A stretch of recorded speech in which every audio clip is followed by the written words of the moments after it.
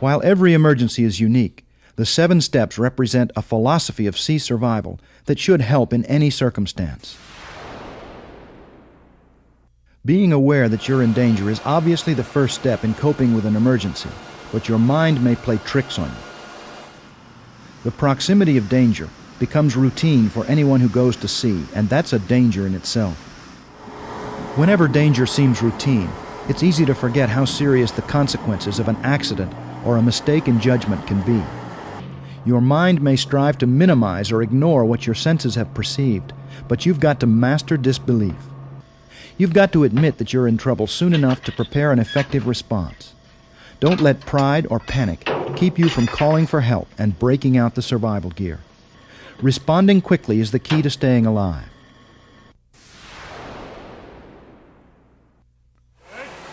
What is the source of the danger? What shape is your crew in? And what equipment do you have to help cope with the emergency? If you're the vessel master or the leader of an emergency team, you've got to stand back for an instant and evaluate the crisis. If you're prepared, much of your equipment inventory will be staged and ready for use, and your crew will know their jobs. Then, as the crisis evolves, you've got to constantly update your inventories. Have the dangers grown or diminished? Are there new hazards that complicate the emergency? Which crewmen are functioning well, and which have been rendered helpless by injury or fear?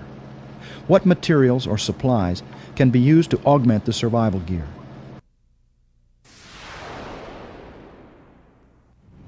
Cold is the killer in the northern and southern oceans, and you won't last very long without shelter.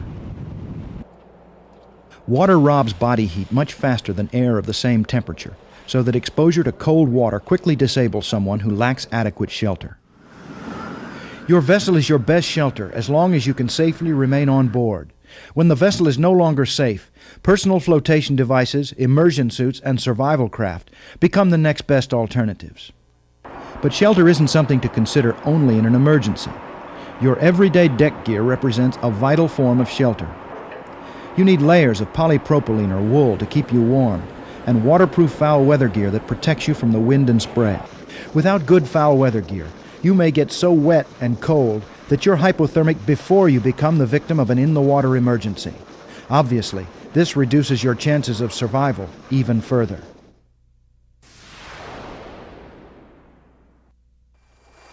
Rescue at sea depends on alerting someone who can help you. Floating in a life jacket, you present 2 to 4 square feet of surface area, yet the pilot of a searching aircraft may be trying to find you within an area that measures tens of thousands of square miles. Unless you can draw the attention of rescue units, your chances may be almost zero. A signal is anything that makes you bigger, brighter, or different from your surroundings. Mayday, mayday, mayday. Your radio is your best signaling device because it makes you enormous and enables you to convey specific details about your location and condition. You should make a distress call as soon as you recognize that a potential emergency exists. We are sinking, position 5725 north. When you lose radio contact, you have to depend on EPIRBs, SARTs, flares, strobes, flashlights, dyes, mirrors, your voice, anything that attracts attention. If you keep the bigger, brighter, different philosophy in mind, surprising objects can become effective signals.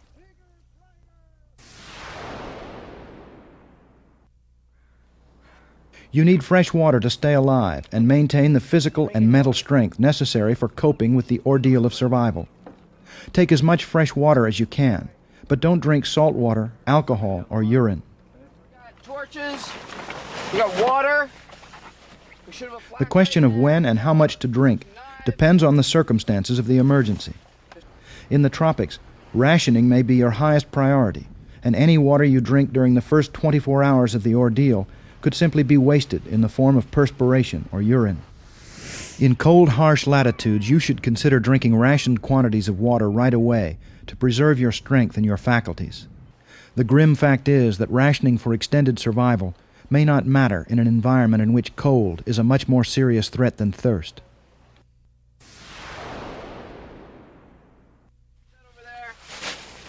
All right, rations and food. You need high-energy food to maintain your strength, but keep in mind that water is more important than food.